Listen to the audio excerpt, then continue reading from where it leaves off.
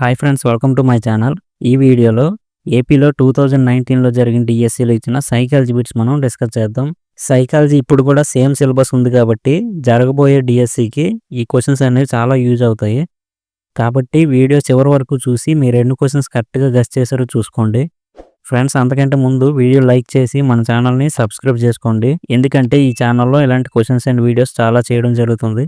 ఇవన్నీ మీ ప్రిపరేషన్లో చాలా వరకు యూజ్ అవుతాయి. So please subscribe my channel. Friends, 2018లో డిఎస్సి నోటిఫికేషన్ ఇచ్చి 2019 జనవరిలో డిఎస్సి అనేది కండక్ట్ చేశారు. సో అప్పుడు డిఎస్సి అనేది టెట్కమ్ టీఆర్టీ రూపంలో జరిగింది. సో అప్పుడు హెచ్జిటి ప్యాటర్న్ ప్రకారం సైకాలజీకి 20 క్వశ్చన్స్ అనేవి ఇచ్చారు. ఇప్పుడు మనం ఒక సెక్షన్లో జరిగిన 20 క్వశ్చన్స్ ఎలాగ ఇచ్చారో చూద్దాం. క్వశ్చన్ నెంబర్ 1, అభ్యసనం అంటే అనుభవం, శిక్షణ ద్వారా ప్రవర్తనలో మార్పు జరిగే చర్య అని నిర్వచించిన వారు ఎవరు?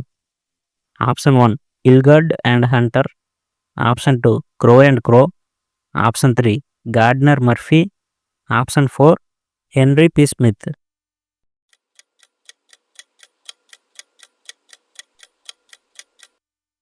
The correct answer is option 1 Hilgard and Hunter. Question number 2, 15 సంవత్సరముల బుద్ధిమాంద్యం ఉన్న అమ్మాయి మానసిక వయస్సు 9 సంవత్సరాలైన ఆమెకు క్రింది ఏ బుద్ధిమాంద్యత కలదు? ఆప్షన్ 1 స్వల్ప బుద్ధిమాంద్యత కలదు, ఆప్షన్ 2 మిత బుద్ధిమాంద్యత కలదు, ఆప్షన్ 3 తీవ్ర బుద్ధిమాంద్యత కలదు, ఆప్షన్ 4 సంపూర్ణ బుద్ధిమాంద్యత కలదు.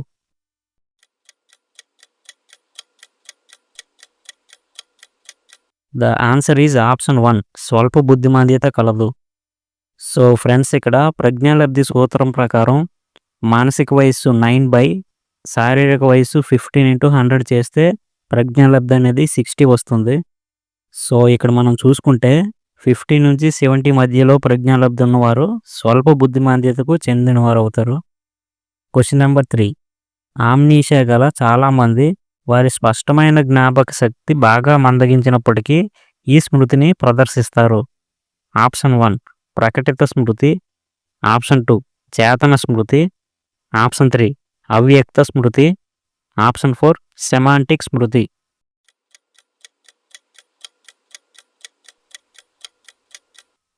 The correct answer is option 3 అవ్యక్త స్మృతి.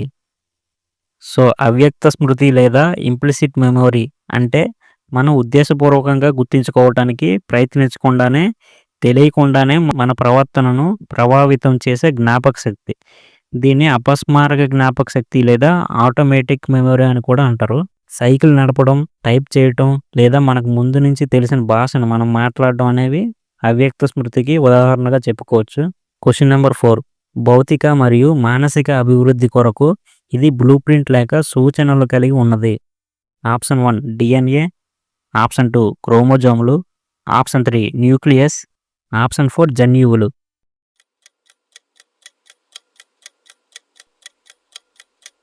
The correct answer is option 4 జన్యువులు. క్వశ్చన్ నెంబర్ 5, లింగపరంగా పిల్లల ఉద్వేగ ప్రకటనలో భేదాలు ఈ దశలో ప్రారంభం అవుతాయి. ఆప్షన్ 1 పూర్వ బాల్య దశ, ఆప్షన్ 2 శైశవ దశ, ఆప్షన్ 3 ఉత్తర బాల్య దశ, ఆప్షన్ 4 పూర్వ కౌమార దశ.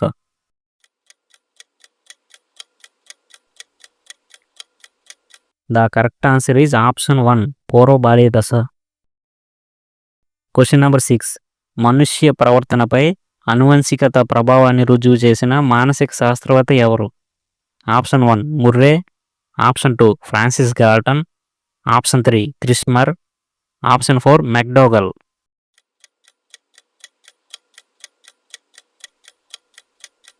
The correct answer is option 2 Francis Galton. Question number 7, Thurstone ప్రతిపాదించిన ప్రాథమిక మానసిక సామర్థ్యాలు ఎన్ని? Option 1 7, option 2 8, option 3 9, option 4 10.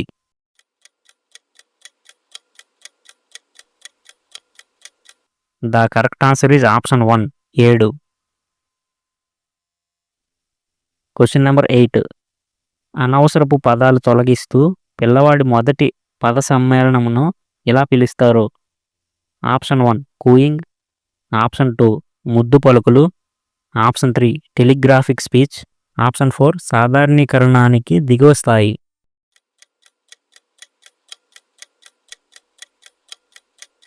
The correct answer is option 3 telegraphic speech. Question number 9.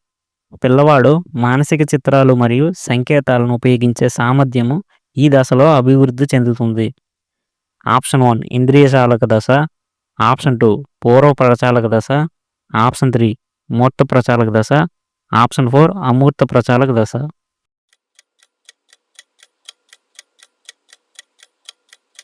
The correct answer is option 1 ఇంద్రియ చాలక దశ. పియాజే ప్రకారం పుట్టినప్పటి నుంచి 2 సంవత్సరాల వరకు వయస్సును ఇంద్రియ చాలక దశ అంటారు. Question number 10. పిల్లలు ఇంతకు ముందేం చేయగలరో మరియు దాన్ని వారంతట వారే చేయుటకు సంసిద్ధంగా ఉన్నారు అనేది ఏమవుతుంది? ఆప్షన్ 1 గతి తార్కిక ఆలోచన. Option 2 సారువ.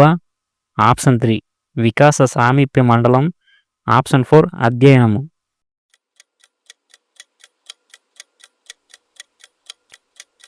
The correct answer is option 3 వికాస సామీప్య మండలం. Question number 11. ఇంద్రియ జ్ఞానము, ఆచరణ మరియు మానసిక అనుభవాలను పెంపొందించుటకు కొన్ని మానసిక సంబంధ వనరుల వైపు దృష్టి మళ్లించు మరియు కేంద్రీకరించు పద్ధతి ఏది? ఆప్షన్ 1 అవధానము. ఆప్షన్ 2 ప్రత్యక్షం. ఆప్షన్ 3 సంవేదన. ఆప్షన్ 4 పరిశీలన.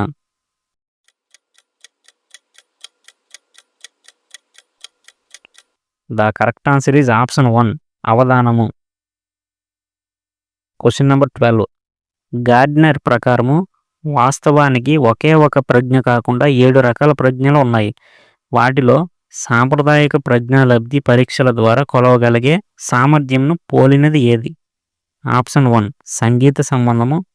ఆప్షన్ 2 గతి సంవేదనము. ఆప్షన్ 3 భాషా సంబంధితము. ఆప్షన్ 4 వ్యక్తి అంతర్గతము.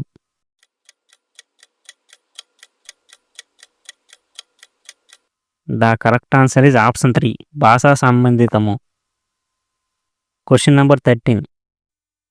ఈ క్రింది వాటిలో ఈ పరీక్ష వ్యక్తి ఏదో ఒక నైపుణ్యాన్ని కలిగి ఉండే సామర్థ్యాన్ని మాపనం చేస్తుంది. ప్రస్తుతం ఆ నైపుణ్యానికి సంబంధించిన పనులను ఎంత బాగా చేస్తున్నాడనే విషయాన్ని అంతగా పరిగణలోకి తీసుకోవాల్సిన అవసరం లేదు అనేది. ఆప్షన్ 1 సాధనా పరీక్ష. ఆప్షన్ 2 అభిరుచి పరీక్ష. ఆప్షన్ 4 జాబ్ అనాలిసిస్ పరీక్ష. ఆప్షన్ 4 సహజ సామర్థ్య పరీక్ష.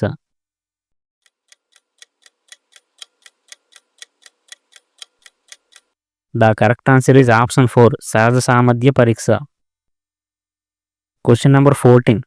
కోల్బర్గ్ నైతిక వికాస సిద్ధాంతాల్లో 2వ దశ ఏది? ఆప్షన్ 1 విధేయత శిక్షణ దశ. ఆప్షన్ 2 సహజ సంతోష అనుసరణ సాధనోపయోగ దశ. ఆప్షన్ 3 మంచి బాలుని నీతి. ఆప్షన్ 4 వ్యక్తిగత సూత్రాలు అంతరాత్మ దశ.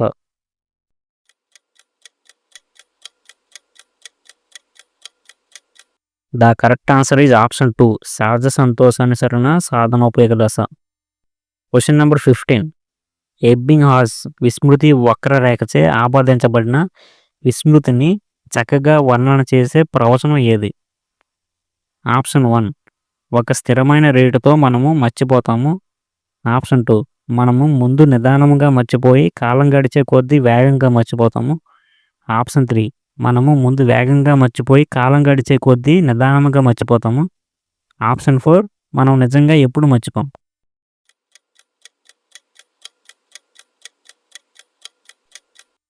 The correct answer is option 3 మనము ముందు వేగంగా మర్చిపోయి కాలం గడిచే కొద్దీ నిదానంగా మర్చిపోతాం. Question number 16.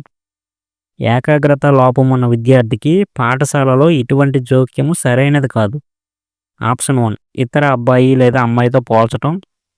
ఆప్షన్ 2 బహుమతులు ఇవ్వటం. ఆప్షన్ 3 మంచి బాలుడు లేదా బాలిక అని చెప్పటం. ఆప్షన్ 4 వారి నోటు పుస్తకాల్లో సకారాత్మక కామెంట్లు రాయటం.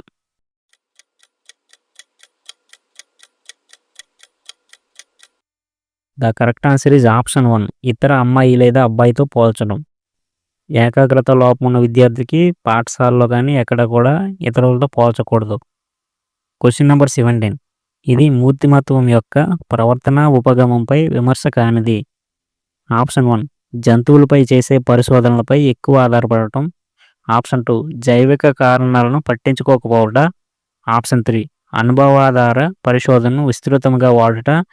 ఆప్షన్ 4 మూర్తిమత్వాన్ని చిన్న చిన్న భాగాలుగా చేసే అవకాశం కల్పించుట.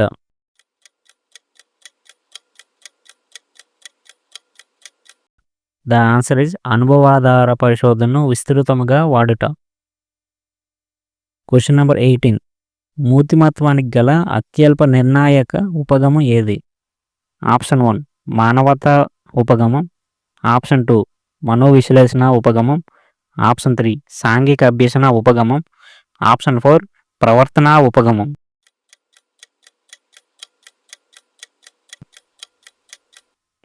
The correct answer is option 1 మానవతా ఉపగమం. క్వశ్చన్ నెంబర్ 19 సామాజికంగా అనాంగీకార ఆలోచనలు మరియు ప్రచోదనలు చేతనం నుండి అచేతనంలోకి నెట్టివేయుటను ఎలా పిలుస్తారు? ఆప్షన్ 1 దమనం. ఆప్షన్ 2 తిరోగమనం. ఆప్షన్ 3 చర్య ఏర్పడుట. ఆప్షన్ 4 హేతుకీకరణం.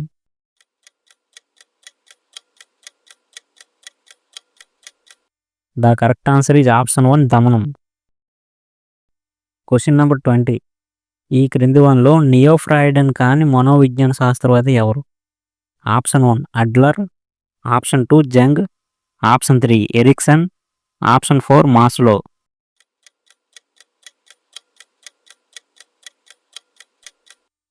The correct answer is option 4 Maslow.